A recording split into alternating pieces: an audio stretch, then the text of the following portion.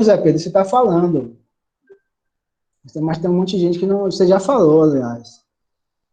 Mas não se usa essa variação nominal, não. Se usa o que se chama poder de paridade de compra, né?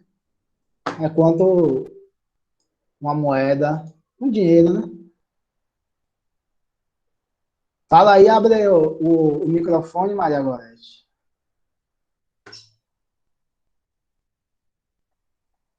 Eu acho que também tem a questão da matéria-prima, que eles compram mais barato nos outros países, só que de forma bruta, e lá meio que refinam como o petróleo. Tá entendendo? Deixam o material mais trabalhado, digamos assim. É um caminho para se entender, né? Você fala em poder de paridade de compra, né? Paridade de poder de compra, viu, José? Justamente para ter condições de comparar o poder de compra de uma determinada moeda sem essas variações nominais, né? Sem essas variações do câmbio, né? Você pode, por exemplo, num país, você pode ganhar mais. Vou dar só um exemplo. A gente pode falar aqui mesmo, né? Você ganhando, sei lá, 3.000 reais, aí onde você mora, você vai ter um poder de compra, obviamente, bem maior do que se você ganhar 3.000 reais no Rio de Janeiro, na capital, né? Ou seja, seu dinheiro vai comprar bem menos bens lá do que aqui, porque esse poder de paridade de compra vai diferenciar de localidade para localidade. Então, o que se está discutindo é quanto a determinado valor compra em determinado país, independentemente dessas variações cambiais. E no Brasil é pouco. Né? Jonathan, melhorou seu áudio ou você está na enrolação? Eu quero ver. Voltou Jonathan, aqui, voltou aqui. fale aí alguma coisa, Jonathan. Diga o que você acha, Jonathan. Pode falar aí. Assim, na minha concepção, basicamente, o que eu estava pensando assim na minha cabeça, que é o que o José falou, que geralmente essas pessoas que migram, no caso de países de baixa e média renda para países mais subdesenvolvidos, é que a maneira que eles, podemos dizer, trabalham para produzir dinheiro seja bem mais fácil, entre aspas, assim, de render mais até para ele, entendeu? Para o método de vida dele. E isso aí é o que eu basicamente penso. O que Maria Gorete também falou, influencia, assim, isso. Participou. Maria Deilma Calada, Tamara. Estou pedindo encarecidamente para a Tamara falar, ela não quer falar. Mas Maria Gorete foi no caminho direito, né? Mais ou menos o caminhão que o Mauro Marinho fala. A gente já estava discutindo sobre a troca desigual na aula passada, né? A gente falou sobre a troca desigual, né? Aquela comparação, né? Dos países lá centrais que ele tem um desenvolvimento. Ó, a Maria Gorete saiu, eu ia falar, estou falando dela, tem um desenvolvimento tecnológico maior, aqui tem um desenvolvimento tecnológico menor. Voltou. O que é que isso significa? Não tem muita relação não, José. Muita não. Se você fosse assim, os países da Escandinávia, meu Deus do céu, teria uma renda baixíssima, que lá a média da carga tributária é muito alta. Aí você tem uma situação, por exemplo, a situação que eu não sei se falei, hipoteticamente, duas pessoas estão trocando, né? Um produz um produz feijão, outro produz iPhone, né? Só que, obviamente, que o iPhone tem um valor agregado maior, tem mais tecnologia e tal. Né? Só que obviamente, já é esperto, né? Ele quer, óbvio, né? Por exemplo, seria $300, né? $300 o valor de um iPhone, e ele com lucro já embutido aí, né? Custo de trabalho e tal, e com seu lucro. Só que ele estava vendo ali, eu falei, sabe de uma coisa? Ninguém produz esse negócio aqui, não. Tem muita tecnologia envolvida e tal.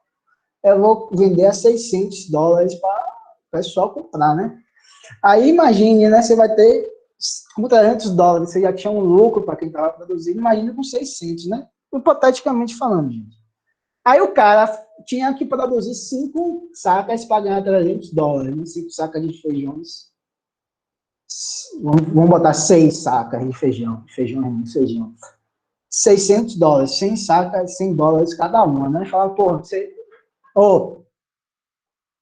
6 sacas que ele conseguia 300, né? Vamos supor, eu falar, poxa, vamos lá, né? Aí o cara vai lá trocar, pô, aqui 6 sacas, $300, você me dá um iPhone. Ele fala, não, o iPhone é 600, meu querido, não é 300. O que é que ele vai fazer? Tem várias possibilidades, né? Ele pode fazer o quê? Olha, diga, Adriana. Ou diga, Jonathan. Jonathan? É, é tipo assim, e também essas pessoas, elas não só migram por dinheiro, né? Como falaram aí, mas também por conta, de, sei lá, por perseguições, em relação também à saúde ou acesso à educação, que deve ser, no caso, mais precário daquele país. Então, são diversos termos e fatores que meio que vai ajudar, vai, no caso, como é que se diz a palavra certa? Influenciar a pessoa a ir para um país mais desenvolvido, porque lá, além de ser mais fácil, a renda, por conta do, como o senhor falou, do dólar, você tem um custo-benefício melhor. Então, isso aí são um conjunto de termos que influenciam para que a pessoa vá para outro país mais desenvolvido. Mas aí o Rui Mauro Marinho vai explicar tudo isso com o que eu estou falando agora.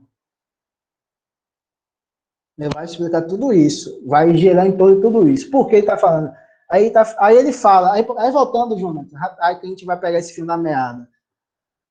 Tome 6, 300. Ele fala, não, é 600. Aí o cara vai falar o quê? Rapaz, estou lascado aqui. E agora, o que a gente faz? Ele vai falar, olha, eu vou aumentar a jornada de trabalho de um empregado. Se ele trabalhava outro, ele vai trabalhar 12. Eu vou intensificar a jornada de trabalho, ele vai ter que produzir mais no mesmo tempo. E eu vou reduzir a remuneração dele. Por exemplo, se ele tirasse todas as, por exemplo, se ele não intensificasse a jornada de trabalho, não aumentasse a jornada de trabalho, ele poderia ter esses $600 apenas fazendo uma coisa, o quê? Diminuindo a remuneração da força do trabalho. Imagine aí, ele tem 6, 300. Ele precisa de quê? Dobrar o preço de cada saca, né? 6. Cada uma sai a 50, para ele no final ter 300. Não é isso, gente? Matemática é péssima, mas pelo menos isso eu sei, né? 50 vezes 6, 300. Ele tem que dobrar isso. Para ele ter que dobrar, ele vai fazer o quê, gente? Ele pode o quê? Diminuir pela metade a remuneração do trabalhador. Supondo que cada trabalhador ganhava 100, o equivalente a 100. Se ele diminuir pela metade, 50, ele pagava 100. Se ele passar a pagar 50, ele vai ter 50 de um trabalhador, 50, 100 de 2, 150 de 3, 200 de 4, 250 de 5, 300 de 6. Mais o 300, que era o preço que ele já tinha, né? Mais o 300 que ele já tinha, o que é que acontece? Ele tem uns 600. Ele tendo 600, ele tem a possibilidade de realizar essa troca com o iPhone. O que o Rimano Marinho está falando, gente? A superexploração da força do trabalho é a consequência desse processo de troca desigual entre os países. Por quê? Porque você teve o pacto colonial, você teve o desenvolvimento, a revolução industrial acontecendo naqueles países tendo desenvolvimento tecnológico, né? Produzindo mercadorias com alto valor agregado. Aqui a gente se especializou em quê? Né? Onde ele estava falando. Basicamente, matéria-prima e e gêneros alimentícios ou o desenvolvimento industrial foram no sentido de mercadorias com baixo valor agregado, etc., que ele vai discutir depois, mas basicamente é isso. Você tem essa troca desigual, o capitalista aqui perde, porque ele é um capital, vamos dizer assim, ele é um capitalista, vamos dizer, que está um Rubio Barrichello do capitalismo, vamos dizer assim, né? Se os caras lá são Michael Schumacher, Ayrton Senna, Hamilton, etc., a burguesia daqui é um Rubio Barrichello, né? Que sempre chega atrasada, sempre está com déficit tecnológico, sempre produzindo mercadorias com baixo valor agregado. Então, dessa relação, eles estão falando o seguinte: eu tenho que recuperar aquilo que eu estou pagando a mais para aquele cara lá que está me vendendo na fome. Eu tenho que recuperar aquilo. Como é que eu vou recuperar aquilo? Explorando de forma mais intensa a força dos trabalhadores, a força de trabalho.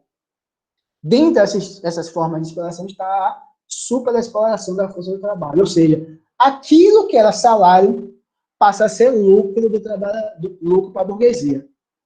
Então, ele está explicando isso. Ele está explicando que, nesse desenvolvimento do capitalismo, para os países dependentes, para os trabalhadores das economias dependentes, a situação é muito mais grave do que nos outros países. Aí você tem lá um desenvolvimento que aqui não se desenvolve um mercado interno robusto como nos outros países, a questão do ciclo capitalista aqui não se realiza, mas isso é uma outra discussão mais complexa aqui. O que eu estou querendo falar é que nosso baixo salário já não está se relacionando, segundo o Mauro Marinho, a questões políticas, a questão de governo A, governo B. O governo A não quis aumentar o salário, o governo B quis. Obviamente que tem a importância política, lógico, né? Você tem um processo de valorização do salário mínimo ou não. Né? Esse governo não tem essa intenção de valorização do salário mínimo. Outros governos tinham, por exemplo, o governo do PT tinha política, mesmo que bem limitada, mas tinha. Mas a superexploração tão grande que foi todo esse processo. Eu vou, Jonatas, tem aqueles... não passei vídeo para você. Não. Eu vou postar uns vídeos, vou postar uns slides. Relaxa. Relaxa, eu vou postar para vocês. Vou postar um vídeo de uma aula para ver se dá para ficar mais claro. Eu vou postar um slide, viu? Mas para você entender mesmo. Aí, Jonatas e gente, o que é que acontece? É porque esse assunto aí trata muito de conceitos da crítica da economia política de Marx. Né? Então, eu teria que ter falado antes disso algumas coisas, né? Só que aí, como a aula é síncrona, na aula síncrona não dá para fazer isso. Mas eu vou fazer o que o Jonatas pediu. Quando terminar essa aula, eu vou postar uns vídeos que eu postei para o primeiro turno, porque eu esqueci que vocês não tiveram a apresentação de Romano Marinho. Né? Vocês terminaram em Sérgio Buarque. Aí é isso, Jonatas. Então, nesse processo, você está sempre perdendo. Nós não, né? Eles estão sempre perdendo. E para recuperar, é como a gente pensasse em seguinte termo. Olha, eu tenho que produzir mais para comprar a mesma coisa. Como é que eu vou produzir mais para comprar a mesma coisa? Eu vou aumentar a exploração do trabalho ou eu vou retirar parte do que eu deveria pagar ao trabalhador e vou deixar comigo. Aí ele fala, isso é a superexploração da força do trabalho. Aí você vai entender tudo isso que ocorre. Por exemplo, a questão do salário mínimo, aumenta ou diminui. Por exemplo, teve uma política de valorização do salário mínimo, o governo do PT, que é bem limitada. Mas essa lei, vamos dizer assim, esse imperativo, essa lei da superexploração da força de trabalho é tão grande que, num determinado momento, houve uma ruptura desse processo de valorização com o quê? Com o golpe de 2016. O golpe de 2016 é a burguesia brasileira falando, não dá para valorizar a remuneração da força de trabalho, sob pena de minha taxa de lucro cair. E o capitalista não quer que a taxa de lucro caia, óbvio. Obviamente ele não quer. Aí você tem teto de gasto, tem a reforma trabalhista. A reforma trabalhista é um exemplo maravilhoso para discutir isso. Você tem a discussão da reforma administrativa agora, você tem todas essas questões agora, né? Isso sim, no popular, a gente está discutindo do ponto de vista teórico, né? Teoricamente pode ser complicado, Jonas, etc. Mas eu vou tentar passar aquele vídeo para ver se esclarece alguns slides. Vai ser complicado. Mas isso, gente, isso... Tem determinadas frases, vocês têm que acompanhar Paulo Guedes, né? Tem determinadas frases de Paulo Guedes que sintetiza bem essa relação da burguesia com a força de trabalho brasileira. Na pandemia, ele estava falando sobre a PEC emergencial, sobre a diminuição da remuneração dos servidores públicos, etc., que ele não conseguiu, tal. Ele teve a coragem, o cara eu acho que, vamos dizer, eu acho que o diabo tem mais, teoricamente, o significado do diabo, né?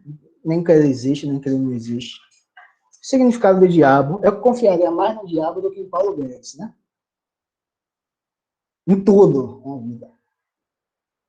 Ele falou o seguinte, porque os servidores públicos, os trabalhadores da iniciativa privada perderam renda, perderam emprego, e os servidores públicos estão com a geladeira cheia de comida. Imagine aí, raciocine com um pensamento crítico. Quando ele fala os servidores públicos estão com a geladeira cheia, ele está falando o quê? Qual o sentido que ele está falando? Olha, os servidores públicos estão ganhando um dia, os servidores públicos ganham bem, segundo eles, e estão com a geladeira vazia. Se eles estão com a geladeira vazia, os da iniciativa privada, eles perderam o emprego e diminuíram o salário. Qual é a lógica? Qual é a conclusão dessas premissas? Os servidores públicos não deveriam estar com a geladeira cheia. Isso significa o quê, meus gente? Para eles é um absurdo que os trabalhadores tenham um nível de vida razoável. Justamente por causa daquilo que Rui Mauro Marinho está falando. Imagine você falar, você é o ministro da Economia. Mas não é só o ministro da Economia, não. Toda essa mídia manipuladora, que não fala nada. Essa mídia critica Bolsonaro, fala isso, fala aquilo, mas quando chega em Paulo Guedes é só elogios. Por quê? Eles têm a mesma agenda econômica, que é a agenda econômica pautada na superexploração da força do trabalho, que o Mauro Marinho está falando. Você imagina como é que o ministro da Economia fala, porque determinada classe de trabalhadores é um absurdo estar com geladeira vazia, geladeira cheia. Oxe, mas você se pergunta aí. Não pode. É luxo agora ter o que comer? Para você ver o nível de perversidade dessa burguesia dependente nacional. Então, aquelas discussões de quem apresentou Gilberto Freire, de quem apresentou Sérgio Barco de Holanda, Rui Mauro Marinho faz o seguinte, Rui Mauro Marinho inverte, ele fala o seguinte, tudo aquilo, essas idiosincrasias culturais, políticas, etc., elas só existem porque há um tipo de capitalismo sui generis no Brasil, em que, para que essa relação seja normal, entre aspas, tem que ter um regime político em que, na maioria do período histórico do desenvolvimento do Brasil, tenhamos regimes de natureza autoritária, ou seja, a política é autoritária. É por isso que não se desenvolve a democracia no Brasil, pela necessidade, vamos dizer assim, pelo esse imperativo econômico. Há aquela interseção, aquele movimento, naquele espaço nebuloso entre a esfera pública e privada, que tanto Gilberto Freire como Sérgio Buarque de Holanda estão discutindo. Rui Mauro Marinho vai falar assim, foi o desenvolvimento histórico da burguesia nacional. Então, Rui Mauro Marinho está falando, essa forma de capitalismo que ele fala, de um capitalismo sui generis, é que vai explicar todas essas, vamos dizer assim, imperfeições da democracia, etc, etc. Ele está falando assim, olha, se explica nesse sentido. Então, não é porque os portugueses não tinham um orgulho de raça, porque os portugueses não tinham, eram patriarcalistas, etc. Pode ser, mas isso é tudo por causa de questões, basicamente, de questões econômicas. Então, o Rui Mauro Marinho está falando nesse sentido. Por isso que a situação dos trabalhadores aqui no Brasil é tão difícil. Não? Muito difícil. Em relação com o outro. Alguém falou sobre impostos altos? Gente, José, qualifique esse debate. O Brasil não tem impostos altos. O Brasil tem a média de impostos que está lá um pouco abaixo da média dos países da OCDE. José Amorim, esse discurso de impostos altos, por que eu falo qualificar? Para você ter conhecimento e pensamento crítico quando você se deparar, José, com alguém falando, porque o Brasil tem impostos altos. Você fala, espera aí. Calma. Você está falando um equívoco. Impostos altos tem na Noruega. Aqui estamos na média. Impostos baixos tem lá sei lá, em algum país super pobre, lá da África, do Sudeste Asiático. Você quer que seja assim? Por que eu estou falando isso?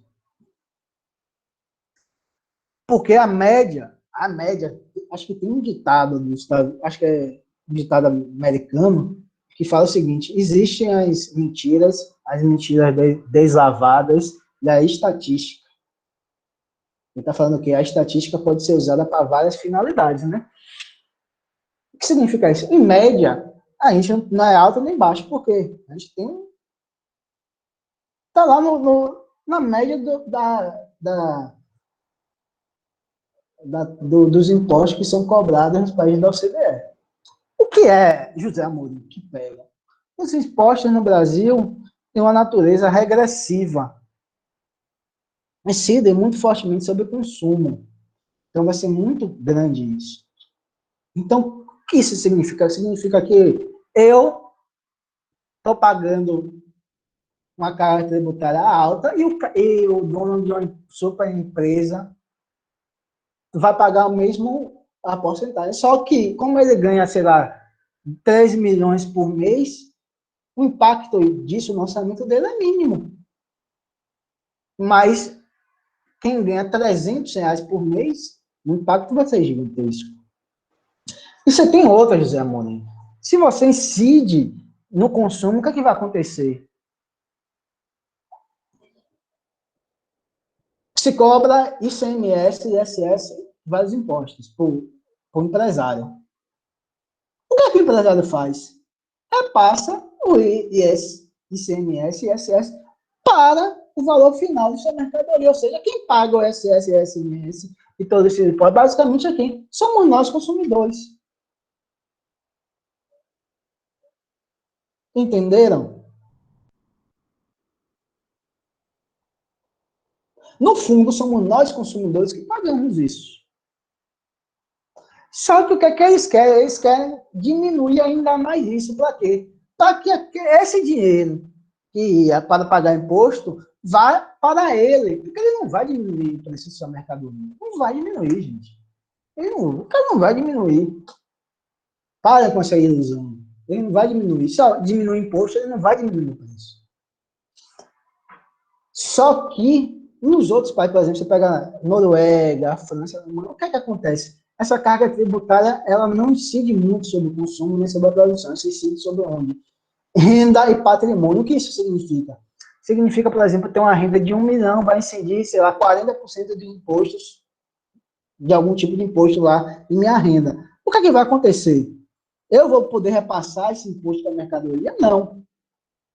Porque está incidindo sobre minha renda, não tem como repassar para ninguém pagar. O que é que vai acontecer? Eu vou ter que pagar.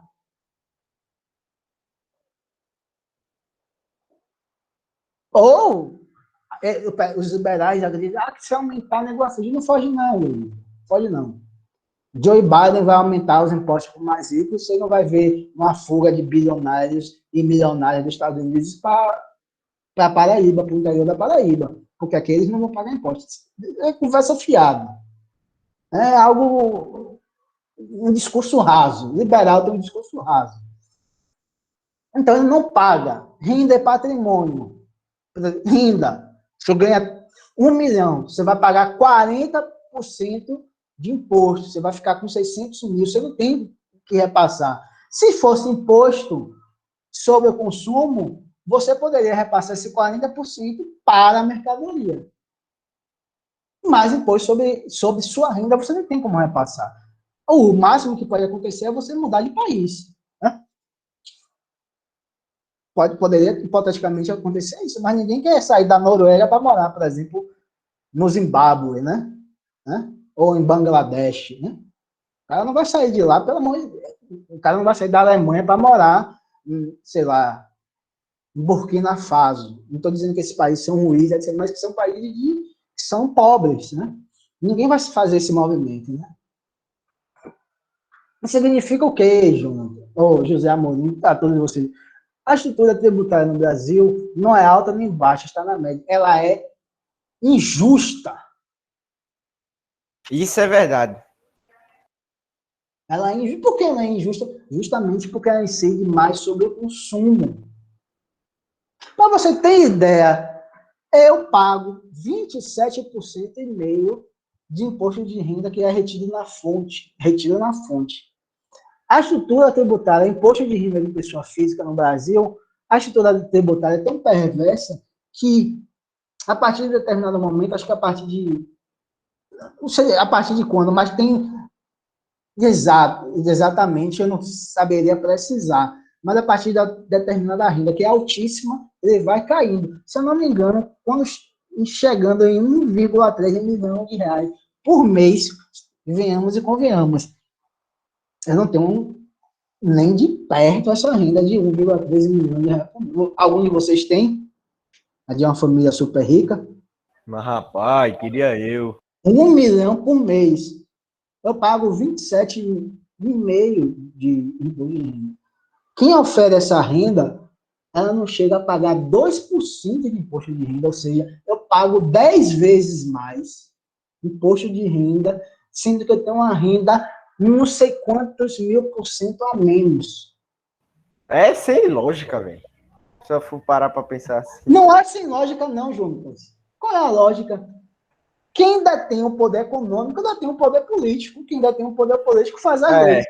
É verdade, isso aí. Para parar para pensar assim. E lógico é. Você vai falar, rapaz, como é que isso pode acontecer?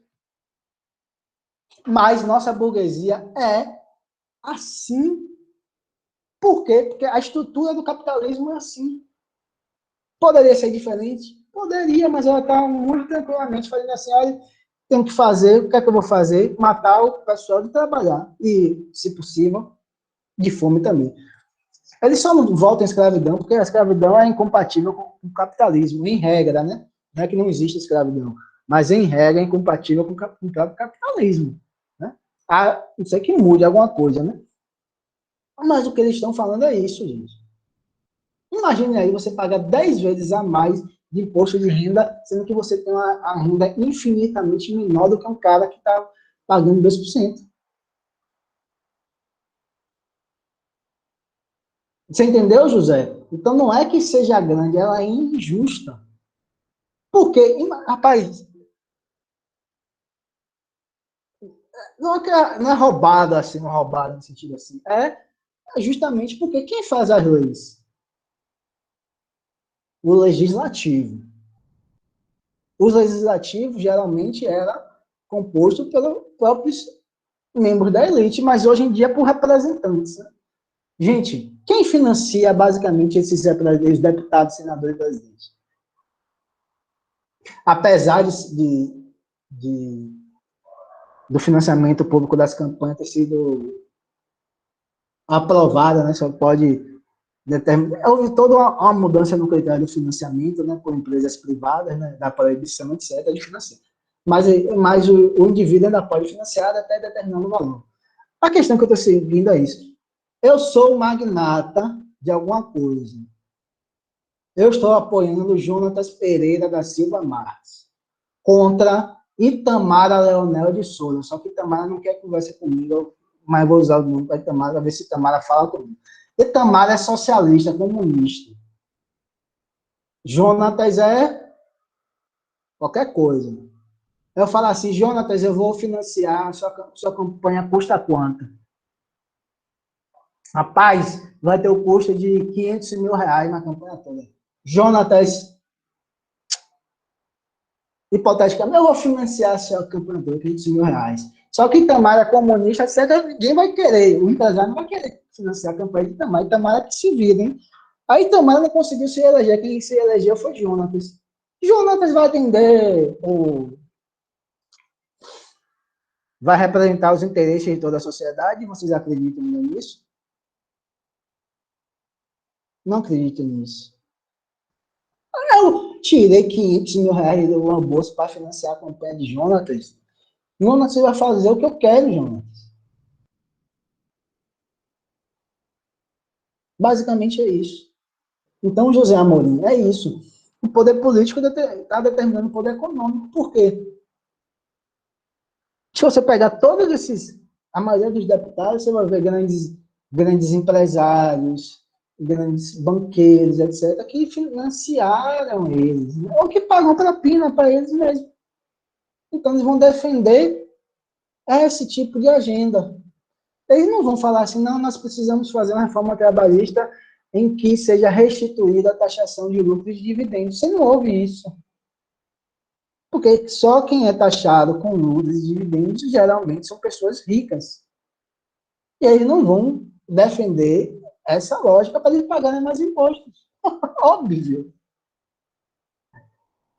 Bolsonaro teve esse apoio todo, Bolsonaro só se elegeu, e eu digo sem medo de errar por causa disso, ele teve apoio dos grandes latifundiários, dos grandes empresários, dos grandes banqueiros.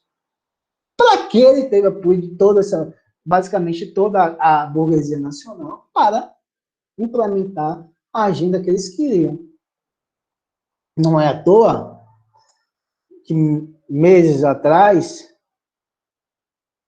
ele é tudo isso, Maria, mas ele é uma, vamos dizer assim, vamos dizer a marionete, mas ele é o que deu para eleger, para quem tem o poder econômico eleger. Finalizando a aula, eu nem falei sobre, a gente vai ter que marcar a aula extra, agora com certeza. Finalizando é o seguinte, se a burguesia nacional tivesse algum tipo de ética, de humanidade, né? Não tivesse apoiando o Bolsonaro, etc., meses atrás, Paulo Guedes e Bolsonaro tiveram um jantar com grandes nomes do empresariado brasileiro. Entre eles, acho que é um membro da família Trabuco, que é o dono do Bradesco, do maior banco, acho que é o maior banco, o segundo maior banco, né? Nacional, e vários outros grandes capitalistas brasileiros. Quando o Brasil já tinha 400 mil mortos pelo coronavírus. Eles foram lá fazer o quê? Sabe o que eles foram lá fazer? Continuem com a agenda de reforma. Só isso. Para eles se incomodam com 400 mil mortos, gente, bote a coisa na cabeça. Burguês só se incomoda com cifrão. Capitalista só se incomoda com cifrão. Se vai morrer gente, paciência. Aí, olha bem, só tinha homem, etc. Aí falaram alguma coisa em algum jornal, nessa reunião só tinha homem. Olha para aí, a jornalista falou, criticou que essa reunião foi negativa porque só tinha homem. Ela não falou assim, tem uma reunião com grandes nomes dos empresários brasileiros apoiando o presidente, em que ele sabota as medidas sanitárias, ele sabota a compra de vacinas contra o coronavírus, seria o caminho de raciocínio, seria esse, né? Falando, ela falou porque não tinha mulher. Aí algumas empresárias se reuniram para se reunir com o Bolsonaro. Lógico que teve parte do empresariado que é contra e tal. Estou dizendo que é todo, né? Mas parte considerável ainda apoia. Eu digo, a totalidade ainda dá o apoio, mesmo que no silêncio, né? Que o silêncio não tem acreditado, quem cala consente, quem cala está consentindo com o que ele está entregando para eles. Bolsonaro, para aí que o João está falando. Aí elas se reuniram, marcaram uma reunião com o Bolsonaro e tal. Final das contas, para que esse processo de superexploração da força do trabalho, para que a burguesia nacional consiga compensar essa troca desigual que ocorre entre os países, ela está pouco se importando se tem uma pandemia que já vai ceifar 500 mil pessoas no Brasil. O que importa é que essa agenda econômica que deu sustentação a Bolsonaro, que elegeu Bolsonaro, continue avançando. E está continuando avançando. Com a reforma administrativa que está uma discussão tremenda, a luta tremenda. Então, tudo isso tem como substrato e como sua causa maior, etc. Esse processo, essa inserção que a economia brasileira tem na divisão internacional do trabalho. E é uma divisão... essa reunião foi para quê? Essa reunião foi para quê? Eu vou falar assim, batendo no braço de Bolsonaro. Continue assim, Bolsonaro, que não tem impeachment, ninguém vai tirar você. Eles falaram, alguns empresários falaram, se Bolsonaro continuar com essa agenda de reforma, nós vamos apoiar ele em 2022. Não tem mais o que... Eu não posso nem mais falar nada, não está claro, né? Entendeu? Como essa relação econômica, ela fundamenta, fala que 500 mil, 1 milhão, eu apoio o Bolsonaro de novo. E se tiver outra pandemia, que ele faça a mesma coisa. É brincadeira, gente. É a superexploração da força do trabalho. Está entregando, ele já entregou a reforma da Previdência. Espero que não, mas tudo indica que alguma reforma administrativa vai sair. Ele quer mais o quê? E eles têm que aproveitar isso, porque não existe, provavelmente não vai existir, durante um longo tempo, possibilidade de um governo tão liberal quanto o de Bolsonaro. Aí não acredito quando ele falar, Bolsonaro não é liberal. Não é liberal, não? Ótimo, né? Maravilha. Mas, enfim. A gente vai discutir, eu vou fazer isso do Jonatas, vou postar os vídeos e alguns slides, mas é basicamente essa linha de raciocínio. Aí eu vou marcar algumas aulas extras e fazer nossa última atividade, mas eu acho que o terceiro bimestre vocês estão encaminhados, vocês já têm uma nota boa, né? Eu vou ver quanto é que vai ser por causa do seminário. Diga. Você vai colocar a nota no swap? Vou colocar hoje. Só gerar a nota para ficar salvo lá, fica até melhor. Tá. Viu? Boto hoje lá. Tranquilidade?